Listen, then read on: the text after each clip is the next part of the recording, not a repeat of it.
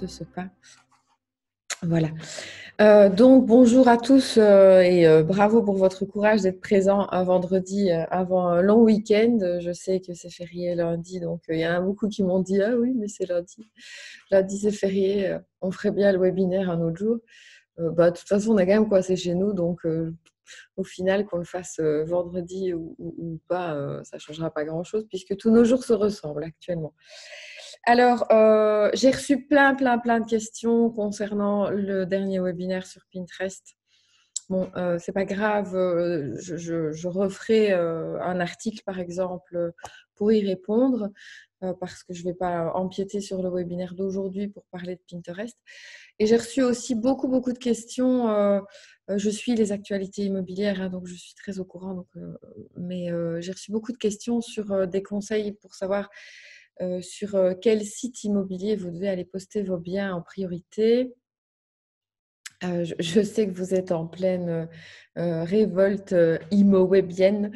Je vous laisse faire à ce niveau-là. Nous, on travaille avec tous les partenaires immobiliers. Évidemment, on a des clients pour lesquels on gère aussi leurs posts sur les plateformes immobilières. Ça reste toujours ImmoWeb qui est le plus grand générateur de leads actuellement, on le sait bien.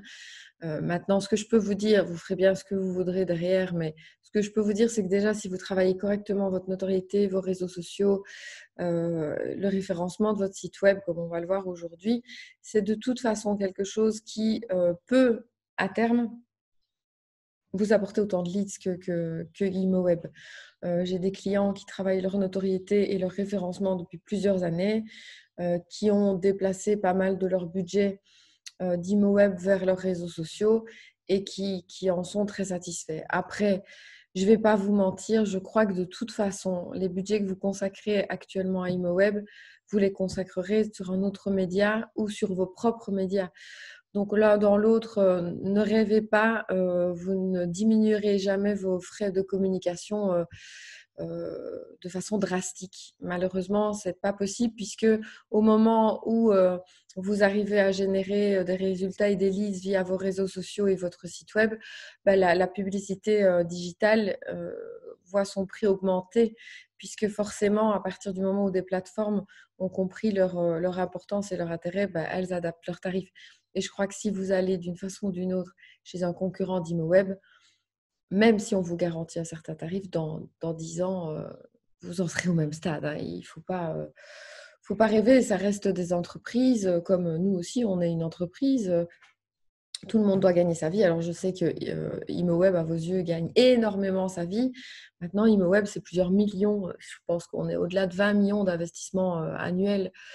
Donc, voilà. Mais je ne vais pas m'égarer. Je ne vais pas vous dire allez chez l'un ou chez l'autre parce que je n'ai pas d'opinion puisque pour moi, toutes ces plateformes, à terme, se valent. Voilà. Donc, je suis consciente que vous avez plein de questions à cet égard-là. Je suis disponible pour y répondre quand vous voulez sur le groupe Flexorimo. Maintenant, je n'ai pas de réponse établie et je ne vous aiderai pas à prendre parti contre ImmoWeb, par exemple, actuellement. Parce que je pense que c'est quand même un peu dangereux. Alors, on va commencer donc le webinaire. Je vais vous partager mon écran immédiatement. Voilà. Et donc aujourd'hui, on va parler de référencer votre blog immobilier. Ça fait justement partie de la stratégie à mettre en place réellement pour justement pouvoir vous passer finalement de ces plateformes qui vous coûtent très cher. Le blog immobilier, alors voilà, encore une fois, un exemple, c'est quelque chose sur lequel vous devez passer beaucoup de temps ou avoir quelqu'un qui va y passer beaucoup de temps. Donc l'un dans l'autre, ça reste, le temps, c'est de l'argent, c'est une personne qu'il faut payer, etc. Donc, l'un dans l'autre, ça reste quand même, il faut le comprendre, un investissement, même si c'est du temps, qui coûte de l'argent. Donc, si c'est vous qui gérez votre blog immobilier, c'est un temps que vous ne consacrez pas à la prospection ou au rendez-vous mandat, etc., etc. Mais malgré tout, ça reste une opportunité vraiment importante pour faire grandir votre audience, faire grandir vos abonnés réguliers et les gens qui connaissent de base votre agence. Alors, la première étape, parce que je m'en suis rendu compte lors de mon dernier webinaire, tout le monde ne voit pas exactement ce qu'est un blog, je m'en rends compte.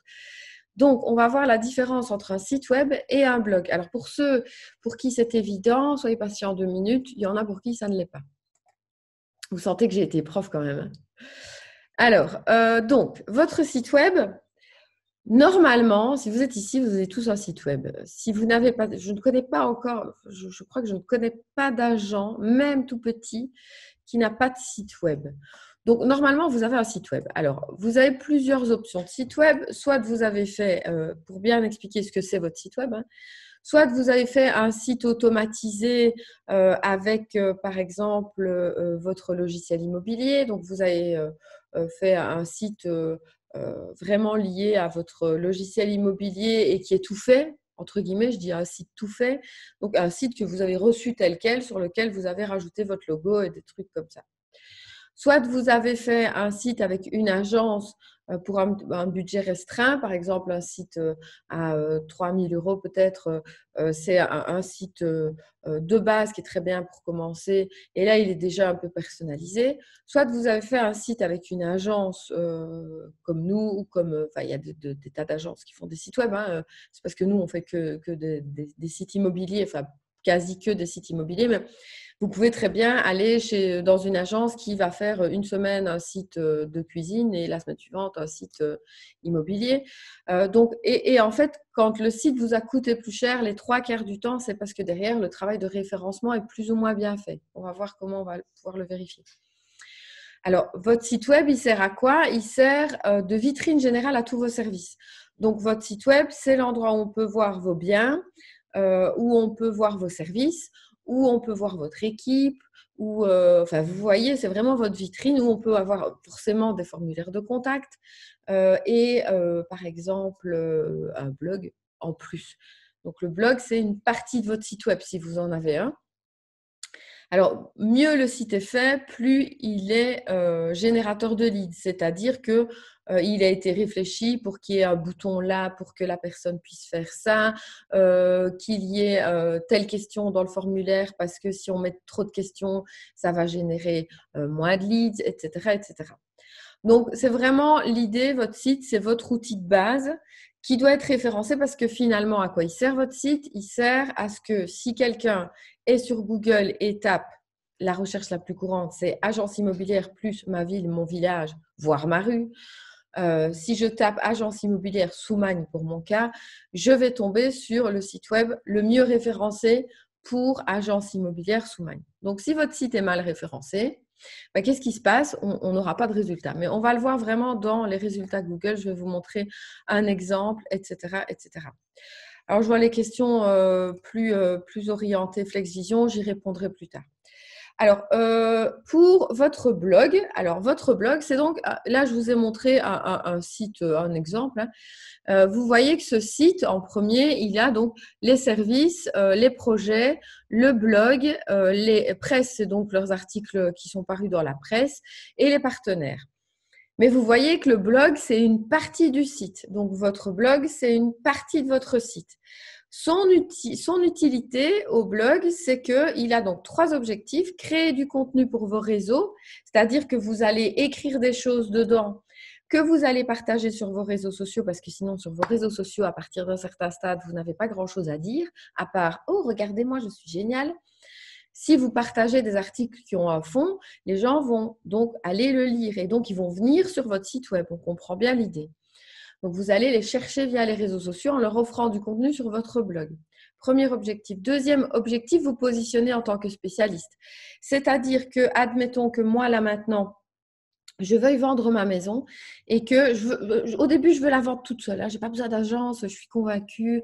Donc, je vais taper dans Google « Comment vendre ma maison seule ?»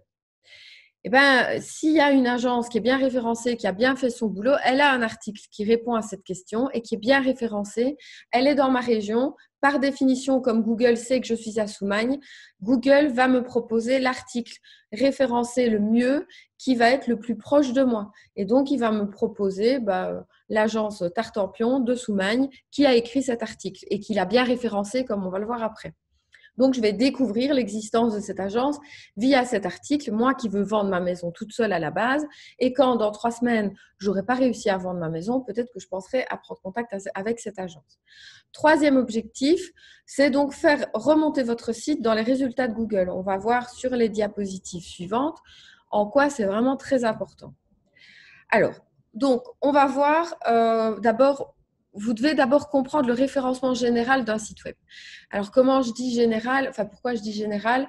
Parce qu'il va y avoir le référencement morceau par morceau, mais surtout de base, il y a un référencement global à comprendre. Alors, à quoi ça sert le référencement? Ici, si je tape Agence immobilière Bruxelles, je suis sur ce qu'on appelle la SERP, donc c'est les résultats de recherche de Google.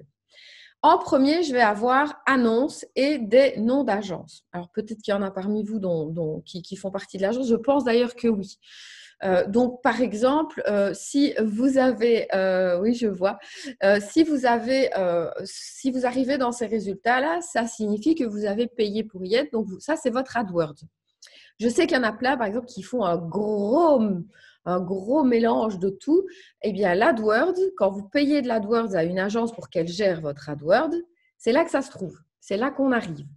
Et ça doit être bien aussi calculé, vraiment bien prévu, etc. Donc, il y a des gens dont c'est le métier de faire que de l'AdWords. Chez Flex, on a quelqu'un qui ne fait que de l'AdWords. Donc, son métier, c'est AdWordsien. Enfin, quand on nous demande qu'est-ce qu'il fait, c'est pas très clair. Parce que, bon, évidemment, chacun a sa spécialité. Hein. Donc, ça, c'est de l'AdWords. Pour ça, être là, il faut payer. Pour être là, par contre, ce n'est pas forcément la même recherche. Hein. Pour être là, par contre, là, ce sont des agences qui sont référencées. Alors, vous allez voir que vous avez Logikimo qui arrive en deuxième. Sur la recherche agence immobilière Bruxelles, je crois, je suppose, Logikimo arrive en deuxième. Ce sont des résultats dits naturels. Donc, ce sont des résultats qui arrivent naturellement parce que le site est bien fait. C'est en ça que si vous avez, il faut comprendre vraiment, si vous faites un site à 3 000 €, techniquement, du point de vue de sa construction interne, de sa programmation, il ne peut pas être aussi bien fait qu'un site sur lequel un programmeur va passer 10 jours. Donc, si un programmeur vous fait quelque chose de vite fait, donc il va reprendre un outil tout fait, il va le configurer un petit peu et il va pouvoir vous le livrer, parce qu'un programmeur, ça coûte super cher, il va pouvoir vous le livrer, par exemple, donc un site pour 3 000 €.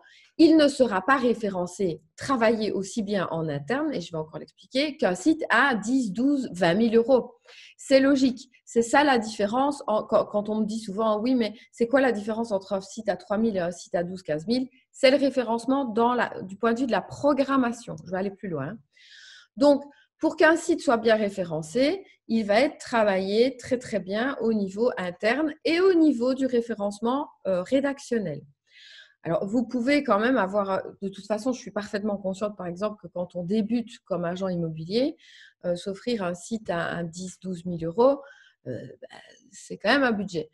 Donc, je suis consciente, moi, je conseille souvent à des jeunes agents qui arrivent chez moi, je vais leur dire, commence par un site pas trop cher et ensuite, essaye déjà de bien le travailler pour le faire remonter au moins dans l'espace blog. On va le voir plus loin. Mais à terme, pour moi, honnêtement, j'estime que chaque agence correcte doit avoir un site web correct, c'est-à-dire correct au point de vue aussi de la programmation. Alors, pourquoi c'est important? Parce qu'il faut se dire vraiment que 92% des utilisateurs, je vous l'ai mis là, ne dépassent pas la première page. Si vous n'arrivez pas sur la première page des résultats, votre site ne sert pas à grand-chose, en résumé. Si, il va servir sur les partages des réseaux sociaux, mais il n'arrive pas dans les recherches. Au moment où quelqu'un fait une recherche agence immobilière plus votre coin, ça veut dire qu'il ne va pas arriver dans les résultats. Enfin, c'est plutôt grave quand même parce que c'est le moment où quelqu'un vraiment vous cherche précisément. Et là, il ne vous trouve pas. Tandis que sur les réseaux sociaux, on est bien d'accord qu'on va vraiment les chercher là. On leur envoie une pub au moment où ils n'en ont pas forcément le besoin. On se fait connaître au moment où ils n'en ont pas forcément le besoin. Mais le référencement, c'est vraiment l'objectif d'arriver dans les résultats quand quelqu'un vous cherche. Si vous n'arrivez pas dans les résultats, c'est un petit peu dommage. Alors, ah oui, important, je reviens en arrière. Ne testez pas votre agence sur votre ordinateur ou sur votre téléphone, hein. Ça ne sert à rien. Vous allez vous dire, ouais, j'arrive dans les super résultats. Pas du tout, mes petits amis.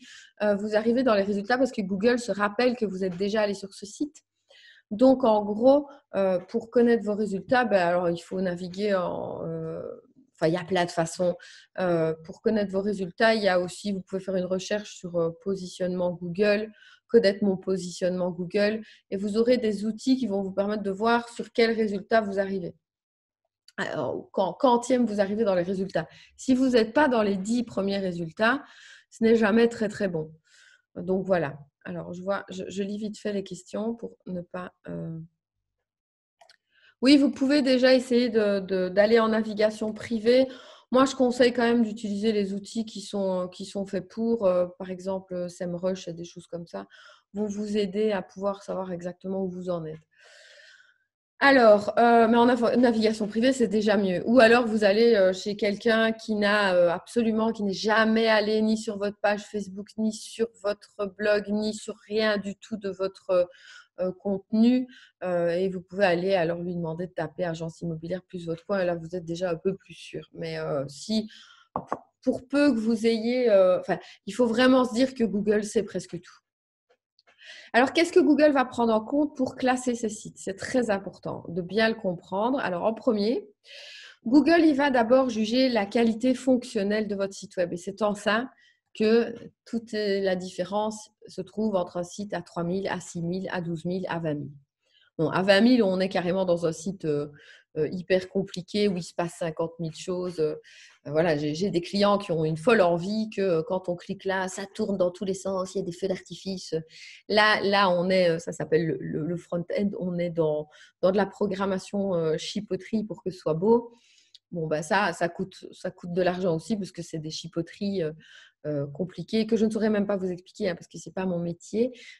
J'ai des gens avec moi qui ne font que ça et qui, eux, comprennent quand je dis je veux que les flammes fassent comme ça. Mais bon, donc, dans un premier temps, pour vraiment que votre site soit fonctionnel, Google, il va d'abord regarder sa rapidité de chargement. En fait, il faut comprendre Google comme un service. Donc, ce qu'il veut Google, c'est que quand les gens font une recherche sur lui et qu'ils arrivent sur un résultat, il veut que le consommateur soit satisfait de la réponse de Google. C'est logique. Donc, si vous êtes sur un site dans les réponses de Google et que quand la personne clique dessus, elle arrive sur un site qui met longtemps à charger et elle part parce qu'il met trop longtemps à charger, Google se dit « Ok, mon utilisateur n'est pas satisfait, ce site, je le fais descendre. » J'espère que je suis très claire à ce niveau-là. Donc, Google veut satisfaire son consommateur. Okay. Donc, il va d'abord, en premier, comme je viens de dire, regarder la rapidité de chargement de votre site web. Si votre site web met 3 plombes à charger, c'est pas bon. Il y a des sites de super agences où j'arrive et où je vois que ça met 3 plombes. Vous êtes hyper pénalisé par ça. Alors, comment on fait pour que ça charge vite? Alors là, ce sont encore des questions de programmeurs. Hein. Nous, on a des outils qui mesurent plein de choses. C'est le poids des images. Je vous dis ce que je sais. Hein. C'est plein de petites choses comme ça qui vont faire que votre site va être lent ou rapide à charger. C'est aussi, je crois, je ne suis pas sûre, je crois que je vais dire une bêtise, donc je ne vais pas la dire. Je ne vais pas la dire. Je demanderai à mon programmeur plus tard ce qu'il en pense. Alors, donc, il va regarder la vétusté de votre site web. Ça aussi, mon Dieu. J'arrive parfois chez des clients qui me disent « Tu peux me donner ton avis sur mon site web ?» et je vois le site web et le site, il a 12 ans. Jetez-moi ça. C'est comme si… alors, c'est comme si, même si votre site, il est plus ou moins beau de dehors, alors, je ne sais pas comment il peut être beau s'il date de 12 ans, hein, mais des fois, il est correct.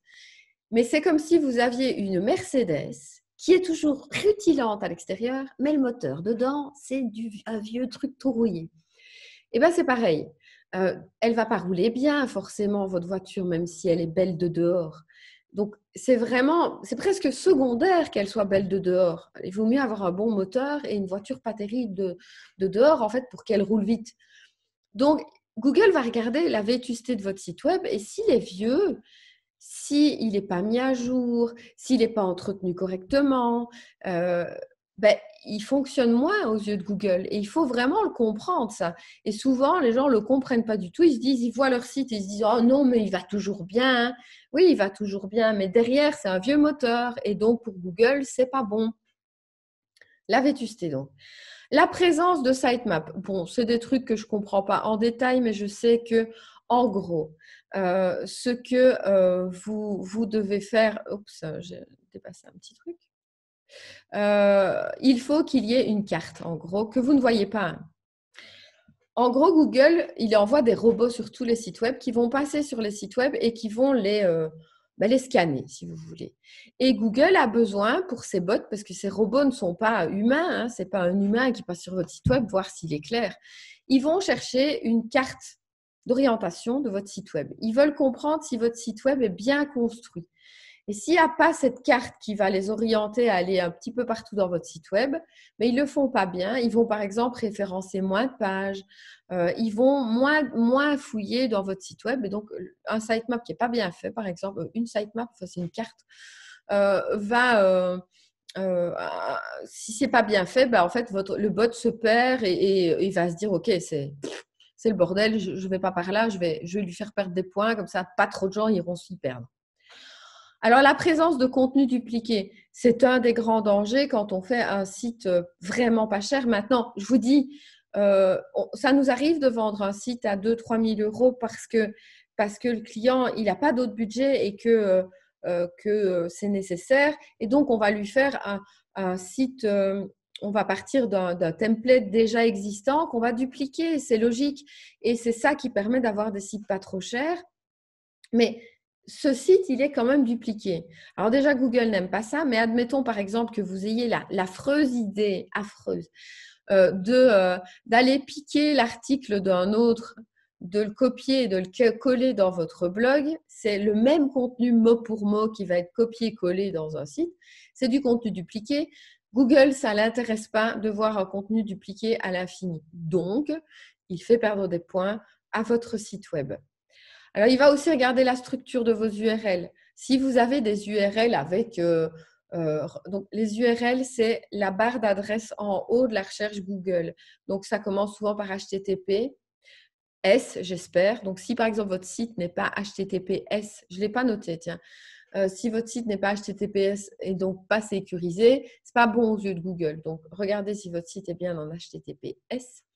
C'est ça l'URL. Donc, il va aller regarder si votre URL est rédigée correctement. Si dans votre URL, vous avez 50 000 chiffres, par exemple, c'est une URL qui n'a pas d'utilité aux yeux de Google. Elle est mal faite.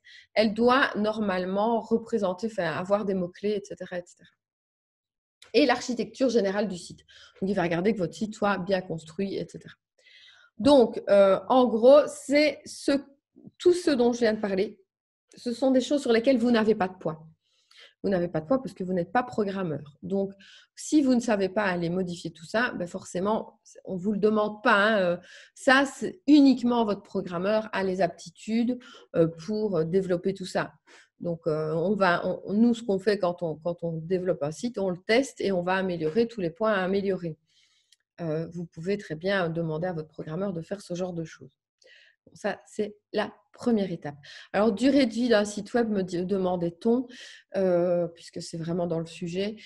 Donc, nous, déjà, on dit qu'un site doit être mis à jour en permanence, vraiment en permanence. Donc, quand on sort un site web, on offre la mise à jour pendant la première année parce que ça nous paraît logique que le site soit entretenu déjà la première année. Ensuite, il doit être mis à jour régulièrement. Ce n'est pas un gros travail, ce n'est pas un gros coût. Ça va peut-être vous coûter, j'en sais rien, moi…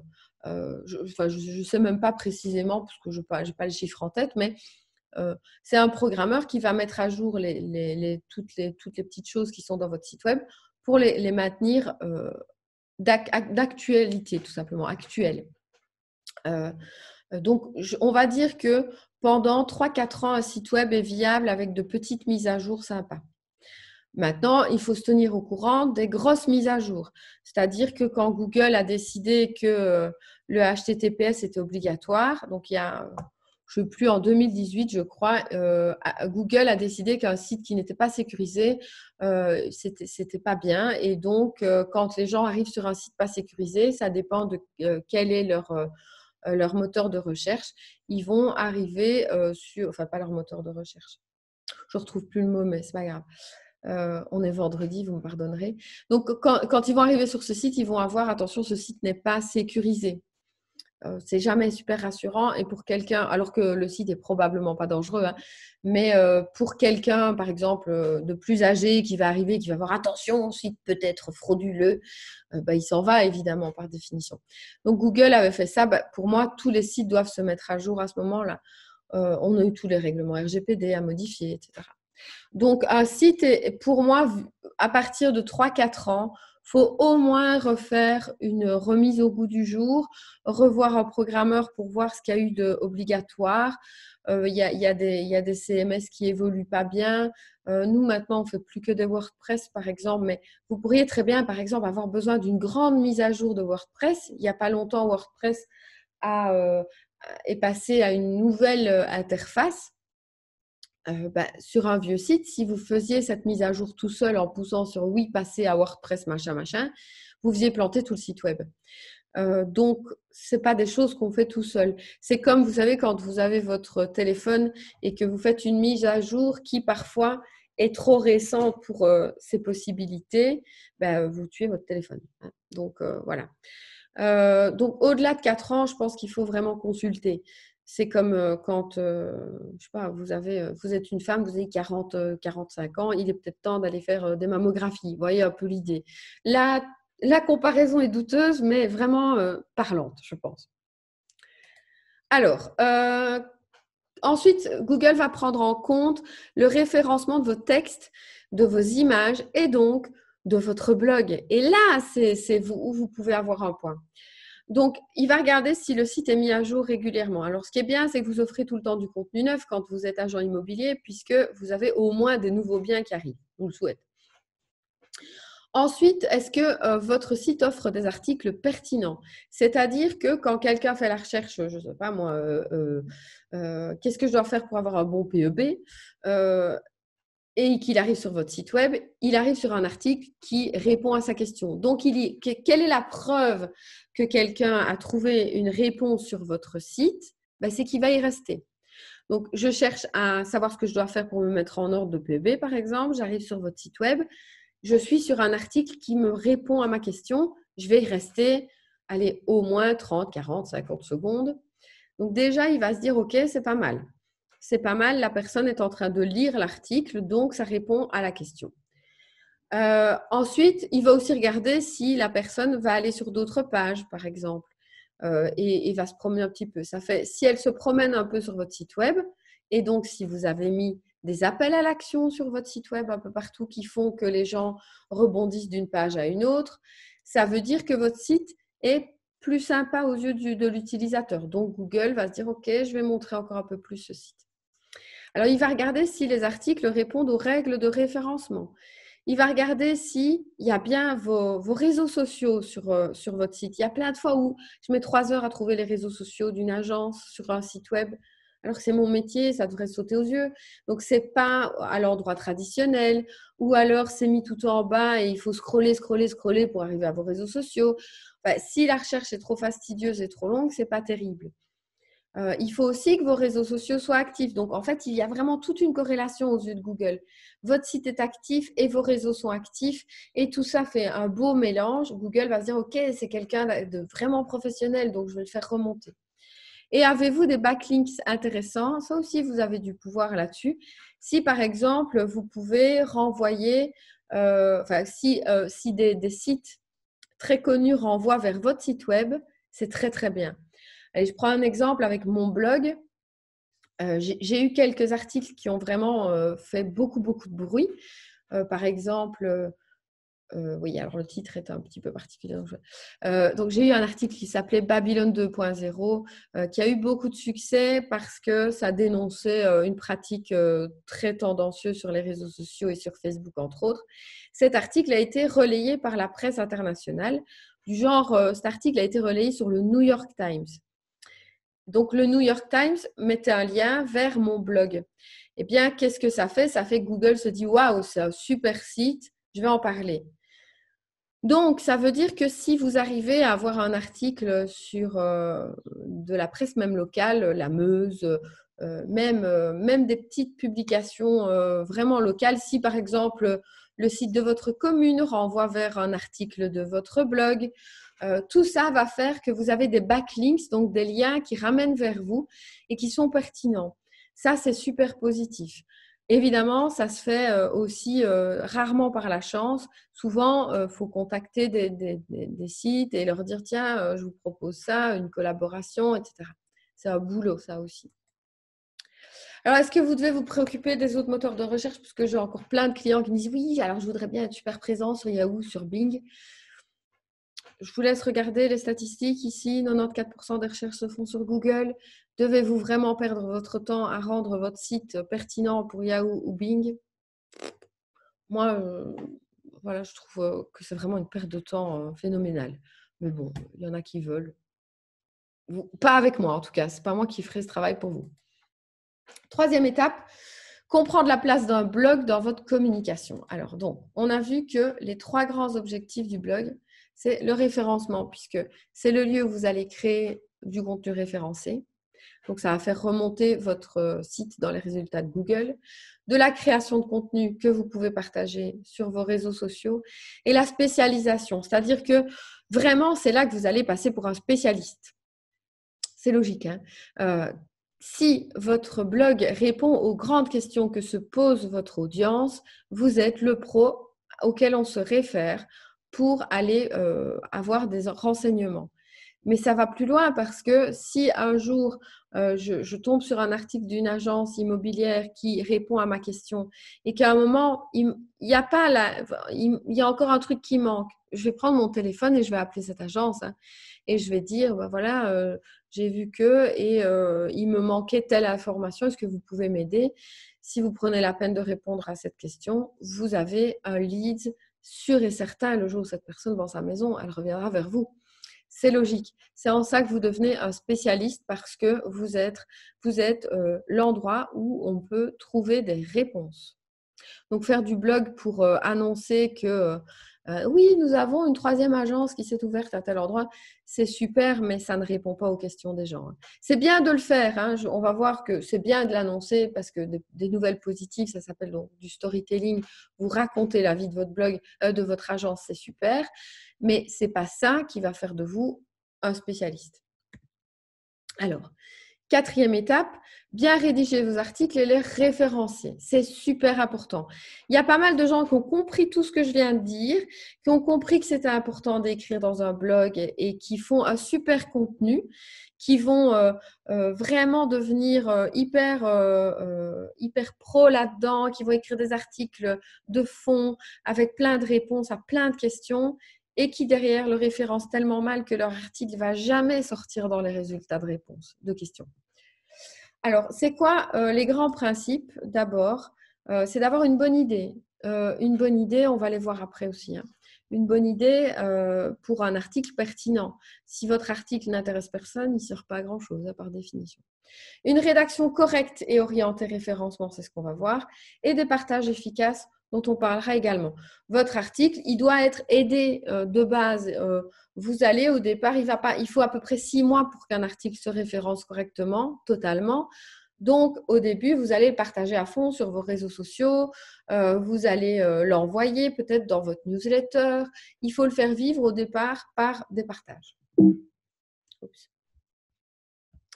Alors, la bonne idée d'abord, ben voilà, les grands types d'articles que je conseille, donc de répondre aux questions courantes. Vous pourriez très bien faire de votre blog une FAQ d'abord, donc une foire aux questions. Quand vous avez des questions qui sont récurrentes, vous les connaissez, les questions de votre public. Vous pourriez déjà lister les grandes questions de votre public et vous avez déjà une liste d'articles pertinents. Donc, vous allez devoir répondre à toutes ces questions dans une FAQ qui sera en fait votre blog. Vous pouvez ensuite annoncer vos bonnes nouvelles. C'est toujours bien de raconter la vie de votre agence parce que y a des gens à qui ça va faire plaisir. pour vous. Quand vous avez acquis une certaine notoriété, les gens, ils sont contents pour vous quand il se passe quelque chose. Si je prends par exemple mon blog, j'ai vraiment j'ai 30 000 followers sur Facebook, j'en ai peut-être 16 000, 17 000 sur Instagram. Enfin, vous voyez un peu l'idée avec ces communautés. Ma communauté, quand j'ai annoncé que je sortais un bouquin, elle était super contente pour moi. Donc, j'ai écrit un article sur le fait que je sortais un livre, que j'étais contente, etc. Ma communauté a lu cet article parce que réellement, avec le lien qui s'était créé, et vous pouvez réellement créer un lien avec une agence. Hein. En créant ce lien, ben, forcément que annoncer une bonne nouvelle, c'est positif pour vos followers. Troisième point, parlez de vos services. Votre blog doit aussi servir à expliquer vos services. C'est très bien d'avoir forcément sur votre site web mes services, gestion locative, vous faites de la vente de neuf, etc. Vous allez avoir l'explication en quelques mots finalement. Mais dans votre blog, vous pouvez aller beaucoup plus loin. Par exemple, vous pouvez très bien expliquer des cas de gestion locative si vous en faites. Vous pouvez expliquer une vente, comment elle s'est déroulée, ce que vous avez changé, ce que votre présence a changé. Et vous allez expliquer réellement votre plus-value via des histoires de services, des exemples de cas. Vous allez pouvoir vraiment aller beaucoup plus loin à ce niveau-là. Et ensuite, votre blog, important cette donnée-là, il doit donner des conseils et des infos qui vont être vraiment localisés. C'est important. Que votre blog immobilier soit lu à Paris, alors c'est bien, hein, c'est flatteur, mais l'utilité est vraiment limitée. Donc vous, ce que vous allez faire, c'est de devoir devenir local. Donc par exemple, créer du contenu pour je ne sais pas moi, vous allez donner toutes les infos finalement que votre commune donne jamais très très bien. Si vous allez sur les sites des communes pour trouver une information, souvent c'est le bout du monde, ben, vous pouvez très bien devenir l'endroit où on va chercher les informations. Par exemple, vous pouvez très bien référencer actuellement, pendant la période de confinement, si vous aviez un blog, référencer tous les restaurants qui livrent. Vous pouvez très bien livrer tout ce qui est encore ouvert dans la commune et lister comme ça, vraiment, vous devenez un endroit de référence. Mais du coup, ça veut dire que vous allez aussi faire des articles très sympas à écrire, qu'on aime bien écrire, les 10 meilleurs restaurants de la région, les 10 meilleures balades à faire, etc. Et forcément, vous devenez local à ce moment-là parce que vous répertoriez des articles qui sont locaux. OK ? Je suppose que jusque-là, j'essaie d'être aussi claire que précise et que possible. Donc, voilà. Alors, on va rentrer dans le référencement. Et là, c'est là que vous allez pleurer, je pense. Donc ça, c'est vraiment, moi, ma spécialité de base pour laquelle je suis rentrée chez FlexVision, c'est le référencement, puisque j'avais un blog qui était plutôt bien référencé. Donc, être référenceur, c'est quand même un boulot, un métier, et ça s'apprend. Alors, je vais vous donner des bases ici.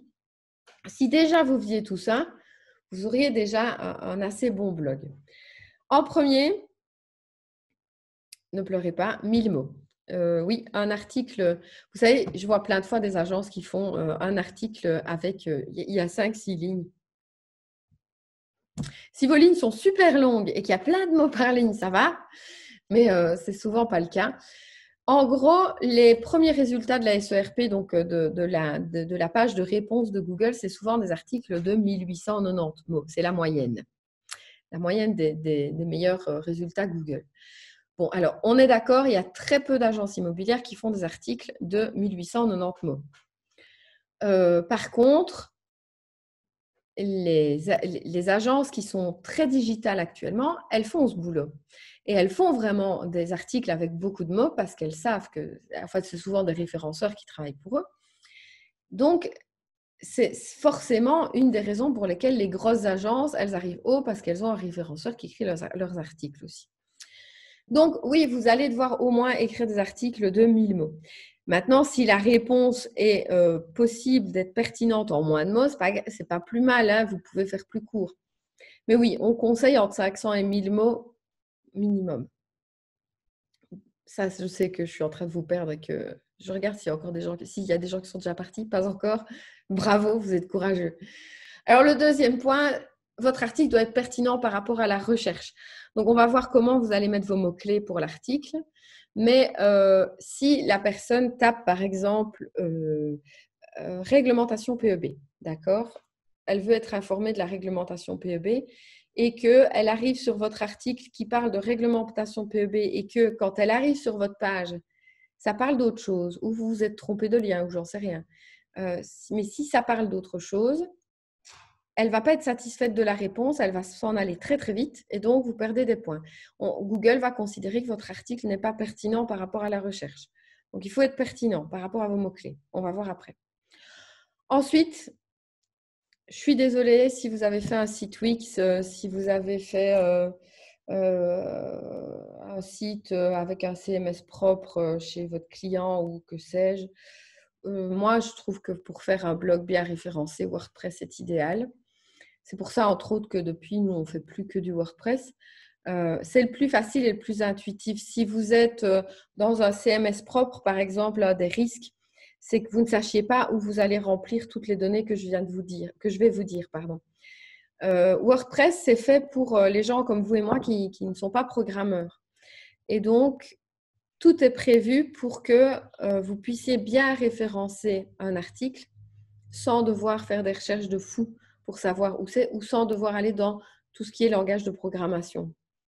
Donc, WordPress est bien. Si vous avez Wix, parce que vous avez fait un site un peu tout seul ou que sais-je, vous allez pouvoir trouver, mais moi, ce que je vais vous montrer ici, c'est vraiment un outil simple dans WordPress.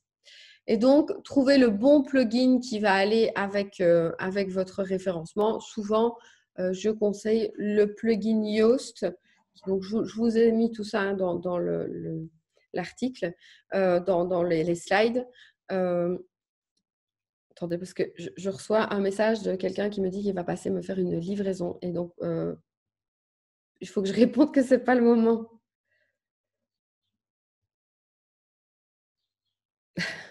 Voilà.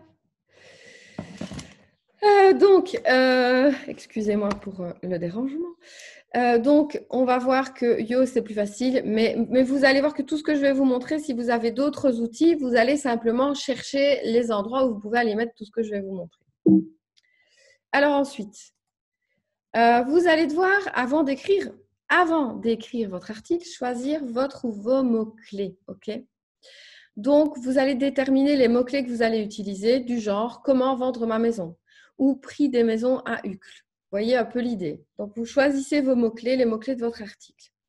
Et puis, vous devez avoir en tête que vous allez devoir répéter vos mots-clés entre 1 et 2% dans votre article. C'est-à-dire que le mot-clé doit être répété, par exemple, 1 mot sur 100 ou 2 mots sur 100. C'est vraiment important pour avoir des bons résultats de référencement. Ensuite, j'ai mis le gras, c'est la vie, je le pense. Donc, quand vous allez mettre vos mots-clés en gras dans votre texte, Google va les repérer plus. Donc, il va apprécier. Ce que vous mettez en gras, il ne faut pas mettre du gras pour faire joli. Il faut mettre du gras parce que les mots sont importants pour Google aussi. Entre autres, en plus de vos lecteurs. Hein. Parce que nous, on met aussi en gras les données les plus importantes, simplement parce qu'on sait très bien qu'un lecteur, qu'est-ce qu'il va faire? Il va scanner tout ce qui est en gras et tout ce qui est bien visible. Mais Google fait la même chose, donc utilisez du gras. Et le bon titre SEO, ça c'est très important parce que c'est votre résultat dans Google. Donc le titre doit être pertinent, c'est ce qu'on va voir en premier quand on va voir le résultat de recherche. Alors je vous prends un exemple. Je vous ai mis un de mes articles parce que je m'étais un petit peu embêtée à le faire bien au niveau du référencement, ce que je ne fais pas toujours, je vais être franche. Tout ce que je vous dis là, je ne le fais pas à chaque fois. Hein. Moi, j'ai 1800 articles sur mon blog. Ils ne sont pas tous référencés aux petits oignons. On le fait pour les clients parce que ça, c'est notre boulot. Mais voilà, là, ici, je sais que cet article est bien référencé, donc je vous l'ai pris en exemple. Si quelqu'un fait une recherche beauté mars 2020, il va tomber sur ce genre de résultat. Voilà mon titre SEO, c'est beauté, ma sélection mars 2020. Vous voyez que mes mots-clés, ils sont hyper visibles dans mon titre SEO. Donc, n'essayez pas de faire un titre hyper prise de tête et original. Vous ne devez pas essayer d'être littéraire dans votre titre. Votre titre, c'est un outil pour le SEO, pour le référencement. Donc, voilà mon résultat de recherche. Et si vous regardez, l'article est vraiment bien référencé puisque la deuxième réponse à cette recherche, c'est sélection mars 2020 et c'est une image de mon site. Ça va? Vous voyez un peu l'idée? Alors, on avance. Je vois une question. Ah, voilà. Alors, peut-on récupérer des articles pertinents de la presse et les poster sur notre blog? Absolument pas, c'est du contenu dupliqué. D'abord, c'est illégal parce que c'est du plagiat, c'est du vol en fait. Donc, c'est la première chose à bien comprendre. Vous n'avez pas le droit de le faire, c'est vraiment totalement illégal. Faut-il résumer leur contenu pour être mieux référencé? Si vous résumez, vous allez faire moins de 1000 mots par définition. Donc, forcément que vous devez rédiger vos articles, en fait. Vous pouvez reprendre un article déjà dans la presse et le développer, le compléter, le réécrire, le reformuler. Vous ne pouvez pas avoir le contenu qui vient d'ailleurs. Ça, c'est clair. C'est vraiment extrêmement mauvais. Alors, rédiger une métadescription, on va le voir après. Donc, ça n'a pas forcément un impact sur votre référencement, mais par contre, la métadescription, c'est ce qui va se trouver, je reviens ici, en dessous. Vous voyez? Donc, vous avez, j'essaye de m'y tenir, vous remarquerez, un article mensuel, c'est le début de ma métadescription. Alors, votre métadescription, c'est aussi ce qui va apparaître quand on partage votre article sur les réseaux sociaux. Vous allez avoir le titre SEO, mais vous allez avoir aussi le début de votre métadescription. Alors, taux de répétition, votre mot-clé… Oh, attendez, je viens de faire des bêtises. Je suis repartie en arrière. Donc, votre métadescription doit être super efficace. Et générer des clics. Donc, donner envie à votre audience de lire. Vous pouvez très bien dire dans cet article, super tuyau, vous pouvez tout utiliser pour que les gens cliquent et viennent lire. Alors, une bonne URL, votre mot-clé doit, comme je l'ai dit tout à l'heure, être répété à hauteur de 1 à 2%, mais ça compte aussi dans l'URL. Regardez mon URL ici. Voilà, https, imparfaite.be, ça c'est obligatoire. Et mon URL, c'est beauté, ma sélection, mars 2020. Vous voyez bien l'idée. Donc, mes mots-clés sont dans mon URL. On va voir où on peut aller le compléter. Alors, vous allez dans WordPress pouvoir aller vous arranger pour que chaque fois, votre titre soit aussi dans votre URL. Alors, je vous ai mis l'endroit où vous pouviez le faire. C'est-à-dire que dans les réglages de votre blog WordPress, vous avez l'onglet permalien et en fait, vous devez aller mettre réglages les plus courants, titre de la publication et vous devez aller cliquer là-dessus. C'est tout ce qu'il y a à faire. Donc, vous voyez, c'est assez simple WordPress pour vous arranger pour que toujours les titres de vos articles soient les URL de destination. Il va simplement falloir aller cliquer à cet endroit-là. C'est tout ce que vous avez à faire. Ensuite, vous allez écrire dans votre outil WordPress et le titre va s'y mettre automatiquement. Si ce n'est pas fait, malheureusement, vous risquez de vous retrouver avec des titres qui sont des chiffres. La plupart du temps, ce sont des chiffres et c'est extrêmement mauvais. Alors, voilà à quoi ressemble l'outil Yoast. Et vous allez voir que c'est hyper simple. Vous allez voir que mon référencement SEO n'est pas non plus exceptionnel ici. En fait, ce qu'on me dit, c'est qu'il est juste bon. Pourquoi? Parce qu'il y a des petites choses que je n'ai quand même pas faites pour aboutir à un référencement absolument total. J'ai une lisibilité excellente et un SEO qui est correct. Correct me suffit amplement déjà, puisque il faut vous dire que quand un site est beaucoup lu, travailler à fond, chaque détail est moins important. Donc, quand votre site sera hyper référencé, ça ira. Donc, ma requête cible, donc les mots-clés principaux que je travaille, c'est beauté mars 2020. Alors, on peut voir les résultats mobiles, les résultats bureaux. Donc, évidemment, moi, je m'arrange pour que, puisque à peu près 75% des utilisateurs vont lire les articles sur mobile, moi, ce qui me préoccupe le plus, c'est que ma métadescription se voit essentiellement sur le mobile. Donc, voilà mon résultat sur mobile. Beauté, ma sélection mars 2020. Comme promis, ma petite sélection de produits testés et approuvés du mois de mars 2020. Je me répète. Tous commandables en ligne, ce qui ne gâche rien. Je suis en train de donner une envie de cliquer actuellement, sachant que c'est le coronavirus. Alors, vous allez remplir pour que votre titre soit bien mis le slug. Le slug, c'est ce qui va aller dans votre URL. Beauté, ma sélection mars 2020. Ensuite, vous avez votre métadescription. Ça, c'est l'endroit où vous allez écrire votre métadescription. OK? C'est bon pour tout le monde? Je suppose que je ne suis pas trop complexe ici. Vous voyez que dans Yoast, c'est merveilleusement fait. Vous avez simplement des choses à remplir, des petites données à remplir pour avancer correctement dans votre article. Il faut savoir que si vous n'avez pas WordPress et pas Yoast, vous allez simplement devoir demander à votre programmeur de vous expliquer où vous devez aller remplir ces données-là. Il y a des endroits où vous devrez aller les remplir. Parfois, malheureusement, si vraiment vous avez un vieux truc, vous devez aller le remplir dans le langage de programmation. Voilà. C'est pour ça qu'avoir un blog actuel, c'est quand même sympa. Alors, votre introduction dans votre article doit aussi comporter votre mot-clé, d'accord?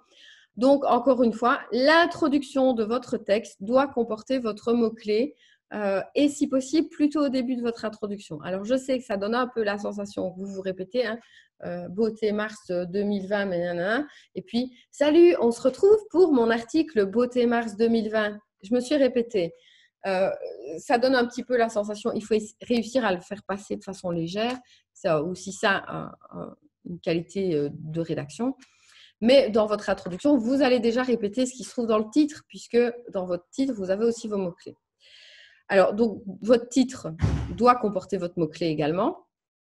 Et ensuite, on doit avoir les H2, H3, H4. Alors, c'est quoi?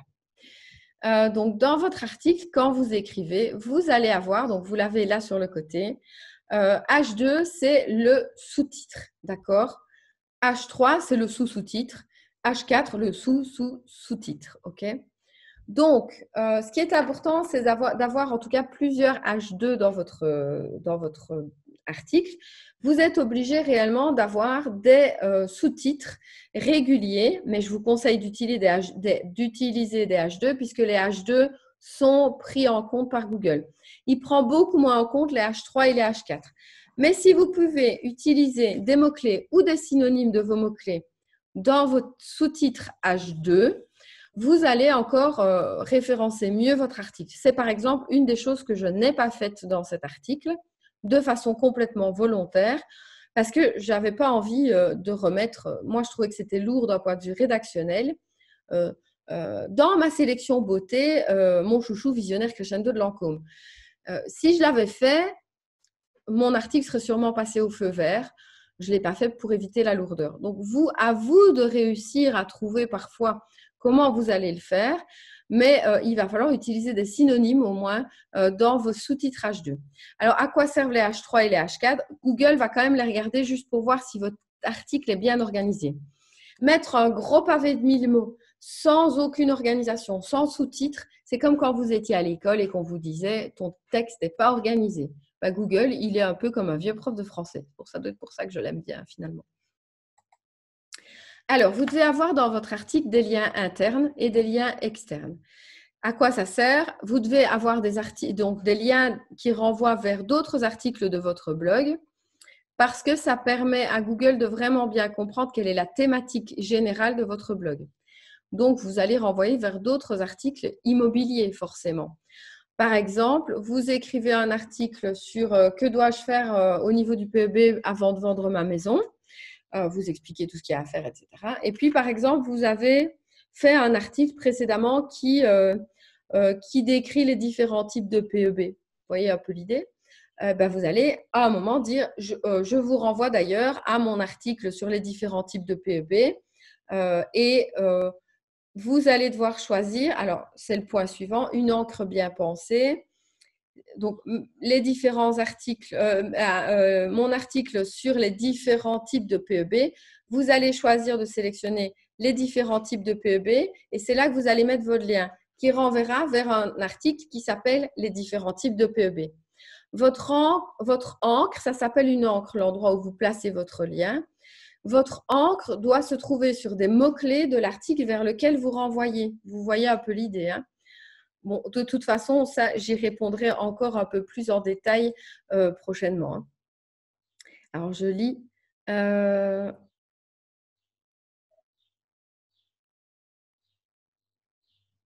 Alors oui, donc je vais répondre à ces questions-là parce qu'elles me paraissent pertinentes.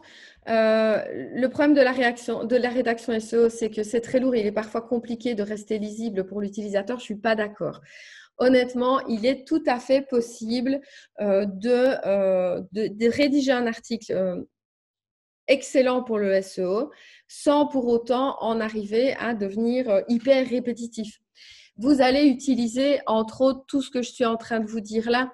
On va voir que si vous référencez bien vos images, ça va aussi faire passer vos articles au vert. Moi, je ne passe pas mon temps ici sur cet article-là que je vous ai montré à vraiment travailler pour arriver au vert. Mais il y a des choses que vous pouvez faire. Par exemple, je n'ai pas mis de lien externe dans cet article. J'aurais pu en mettre. Il y a plein de petites choses que je n'ai pas faites parce que je voulais pas, parce que je n'ai pas pris le temps. Mais vous pouvez vraiment, vraiment bien référencer vos articles sans en arriver à des articles où vous avez le mot-clé tous les 3 mots. C'est tout à fait jouable et si vous allez sur des sites rédigés par des professionnels, vous le verrez. Alors, deuxième question importante, est-ce que Google prend en compte la régularité de poste? Oui.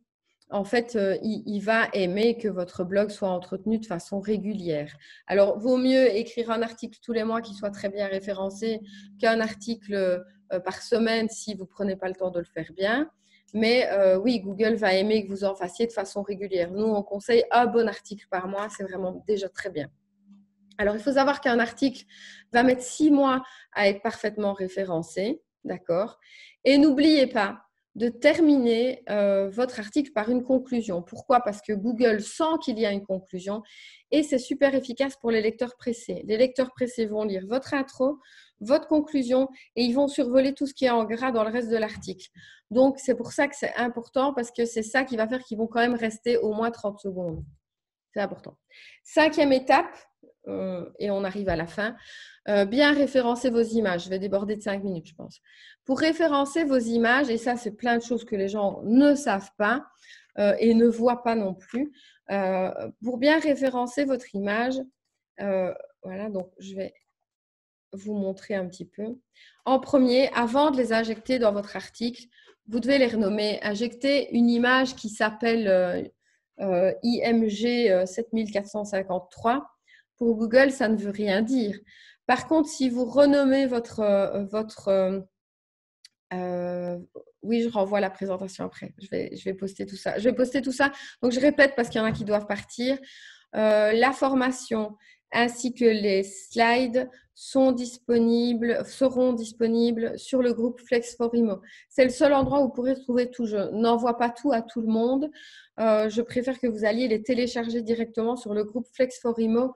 Vous pouvez le retrouver en tapant Flex for Imo sur Facebook. Voilà.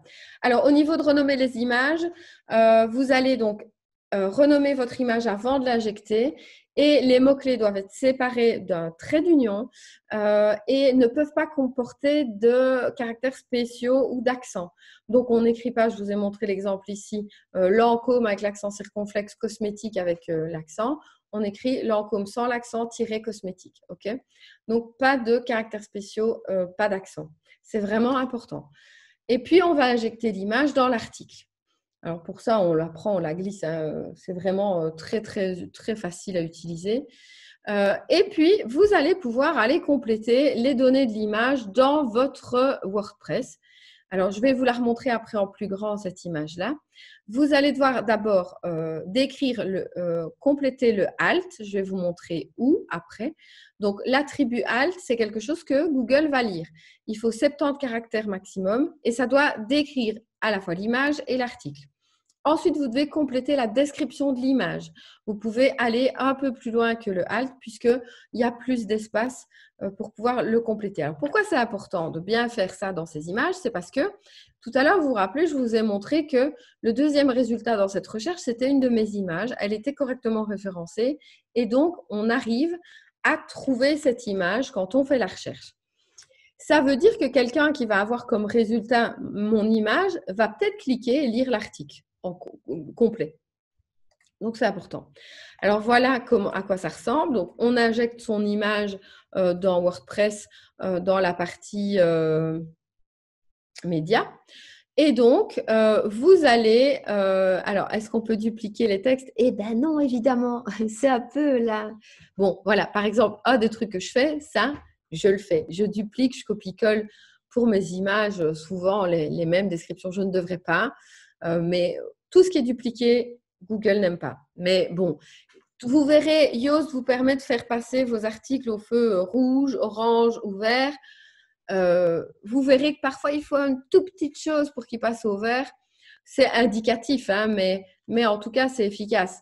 Donc, si vous avez le courage, honnêtement, faites-le. Nous, pour les clients, on le fait parce que forcément, on rend un service complet. Donc, c'est encore une fois en ça qu'avoir un professionnel qui le fait à votre place, c'est un peu des vacances, quoi. Mais ce que je dis, c'est que dans un premier temps, vous allez devoir le faire tout seul pour vous lancer. Et puis, après, vous pouvez le confier à quelqu'un qui le fera à votre place. Mais tant que c'est vous qui le faites, essayez de le faire au maximum correctement. Donc, vous voyez ici, ce que je vais faire, c'est que pour cette photo, qui est floue accessoirement, donc ma photo, elle montre quoi? Elle montre un flacon de Visionnaire Crescendo de Lancôme. Qu'est-ce que je veux? Je veux que si quelqu'un fait une recherche sur ce produit, il trouve mon image. C'est mon image que je veux d'abord qu'il trouve, après mon article. Donc, mon alt, ça va être Visionnaire Crescendo de Lancôme. Le titre, Notino, parce qu'ici, c'était lié à un site web qui s'appelle Notino. Sélection mars 2020. Alors, description, mon produit chouchou de Lancôme, Visionnaire Crescendo pour une peau parfaite, il figure dans le top de ma sélection, mars 2020. Vous voyez que mes mots-clés sont dans ma description et surtout, je fais entendre aux gens que je suis sur un article qui va montrer le top de ma sélection, mars 2020. Donc, quelqu'un qui a cherché Visionnaire Crescendo va trouver cette photo et va peut-être se dire « Ah, mais il y a une sélection, je vais aller regarder le reste de sa sélection. » Voilà toute l'idée. C'est un peu tout le but. Vous comprenez à quel point ça va loin dans la recherche. Je vais revenir en arrière. Alors, j'en suis à peu près au bout de ma présentation au niveau du référencement de vos articles. Vous voyez qu'il y a plein de petites choses à faire. Ce n'est pas des choses difficiles à faire. C'est des choses qui sont un peu chronophages. Ça, je suis parfaitement consciente que ça prend beaucoup de temps, que ça peut sembler un peu repoussant malheureusement, mais ça fait partie de la stratégie digitale à mettre en place. Alors, le prochain thème, nous sommes vendredi, c'est bien ça?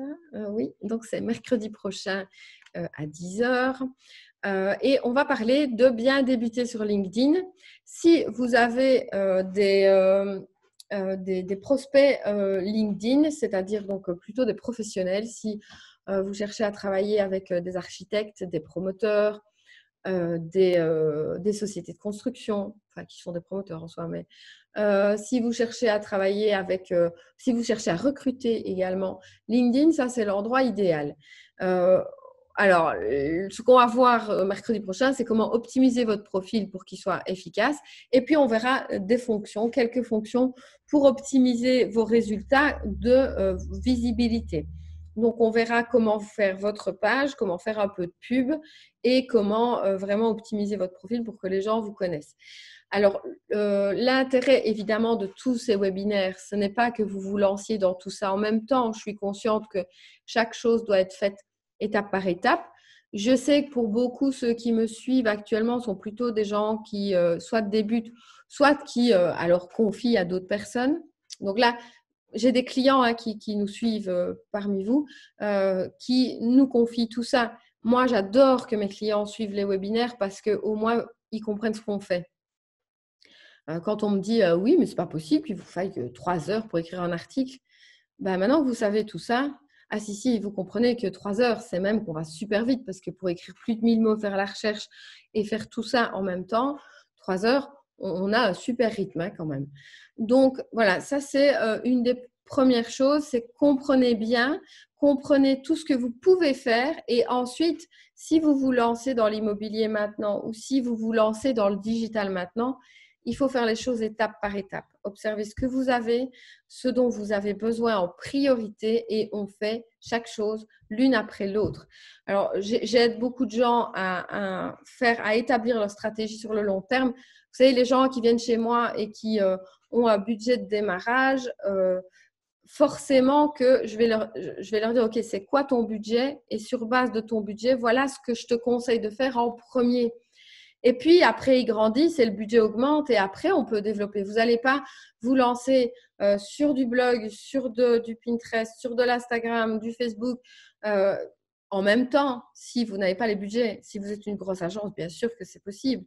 Mais si vous avez 10 bien l'année, on se doute bien que c'est un petit peu difficile. Mais voilà, commencez par déjà vous informer et bien tout comprendre. Ici, on verra comment débuter sur LinkedIn mercredi prochain. Je vous laisse nous retrouver donc. Bien, retenez bien, Flex for Imo sur Facebook. C'est vraiment un groupe. C'est là qu'on met toutes les données. Donc, ça ne sert à rien de m'écrire pour demander les slides. On va les mettre sur le groupe. Pour le moment, il y a énormément de gens sur les réseaux sociaux, donc ils sont un petit peu envahis, ce qui fait que c'est la première fois de ma vie que je n'arrive pas à mettre un fichier sur Facebook. On vous les met par WeTransfer, donc on vous met le lien WeTransfer sur le groupe.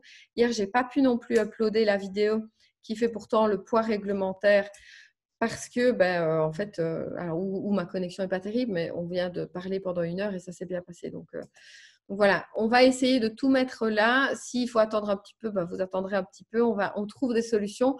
Aujourd'hui, on va vous mettre ça sur YouTube et on vous le partagera dans le groupe Flex for Imo. Donc, pas besoin de chercher non plus. Allez simplement sur Flex for Imo. Venez jeter un petit coup d'œil tous les jours. Les dernières actualités sont en haut du groupe. Voilà, sur ce, je vais vous laisser. À quel endroit se trouve-t-il sur le groupe Flex for Imo? Si vous allez sur le groupe, vous descendez un petit peu. Alors d'habitude, ça va dans les fichiers ou dans les vidéos. Pour le moment, je ne peux pas, comme je vous dis, le mettre ni dans les fichiers ni dans les vidéos puisque ça ne fonctionne pas. Donc actuellement, on les met en post sur la page, sur le groupe. Si vous descendez un tout petit peu, ça reste dans le fil d'actualité. Donc, il vous suffit de lire un petit peu les derniers posts et ce sera un de ces derniers posts-là pour retrouver les derniers webinaires. Donc, fouillez un petit peu. Au pire, si vous ne trouvez pas, vous pouvez nous poser la question. On est plusieurs de chez FlexVision sur YouTube, sur Facebook. La page YouTube, on vous la partagera également sur la page Facebook parce qu'on ne l'avait pas créée puisqu'on n'en avait pas besoin. On avait la page YouTube de FlexVision, mais on a décidé de mettre tout ce qui concernait l'immobilier uniquement sur une page YouTube à part qu'on va créer sûrement dans la journée pour pouvoir vous partager tout ça. Donc, vous trouverez tout sur le groupe Flex for Imo. Essayez de passer y lire les derniers posts un petit peu tous les jours pour vous tenir au courant. C'est un bon conseil. Il y a tous les tuyaux de Géraldine, il y a tous mes petits tuyaux et les graphistes, les programmeurs, etc. vont venir aussi vous faire des posts. Donc, vous allez pouvoir voir des petites choses sympas au quotidien destinées uniquement à votre digitalisation et uniquement au secteur immobilier. Voilà, sur ce, je vous souhaite un bon vendredi. Bon, je débordais que de 10 minutes. Je vous souhaite aussi un bon lundi de Pâques. On oublie un peu que ça existe, mais passez un bon long week-end et on se retrouve mercredi. À bientôt!